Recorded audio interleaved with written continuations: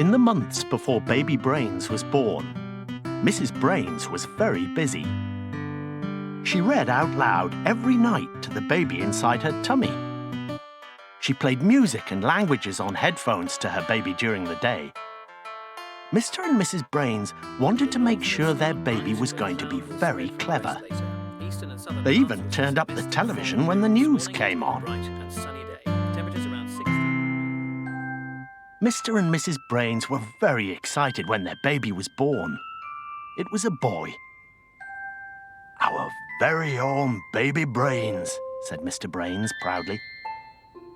When they brought him home from hospital, Mrs. Brains laid him down in the brand new cot. "Sleep tight, baby Brains." The next morning, Mrs. Brains was on her way to get breakfast when she heard some strange noises in the living room. Mrs. Brains opened the door to see her baby sitting on the sofa reading the morning paper. By the afternoon, baby Brains was helping mend the car.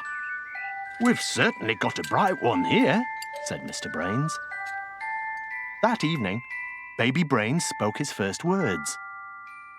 "I'd like to go to school tomorrow," he said. The next day, baby Brains visited the local school. He sat down with the children and answered all the questions. The children were amazed. At the end of the afternoon, the teacher thanked baby Brains. "I don't think I've ever learnt so much in one day," she said. On the way home, baby Brains said he wanted to go to university and study medicine. After just 2 weeks, baby Brains began working as a doctor at the local hospital. He was very popular with all the staff and patients. Word soon spread about the extraordinary baby Brains. Everyone wanted to meet him. One night, some space scientists phoned. They asked if baby Brains would like to help with their next space mission. The following day, Mr. and Mrs. Brains and their baby travelled out to the Space Centre.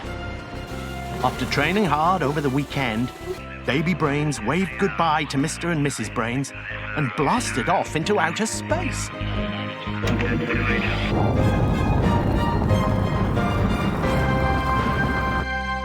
Everyone in the world held their breath as they watched baby Brains take his first spacewalk. "Tell us how you feel on this special occasion," radioed ground control. Baby Brains looked up at the vast starlit sky above him. He looked down at the vast starlit sky below him. He looked at the whole world in front of him and mumbled something. "We can't quite hear you," radioed ground control. "Could you repeat that?" "I want my mommy!" wailed baby Brains. "That's enough!" Mrs. Brains yelled to the space controller. "Bring my baby home right now!" Baby Brains was flown home as quickly as possible. He felt very embarrassed as he stepped down from the hatch. But through the crowd of photographers and cameramen, Mrs. Brains came running. "Our beautiful little baby," sighed Mrs. Brains as she lifted him high into the air. "Our brave little baby," said Mr. Brains. "Can we go home?" said baby Brains. At home, Mrs. Brains gave baby Brains a warm bath, which made him feel a lot better. Mr. Brains tickled him, which made him laugh. And Mrs. Brains sang baby Brains to sleep. Then they gently laid him down in the brand new cot.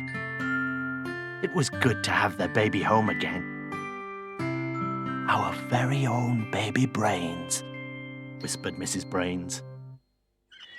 From that day on, baby Brains spent most of his time at home, doing the things that most babies do.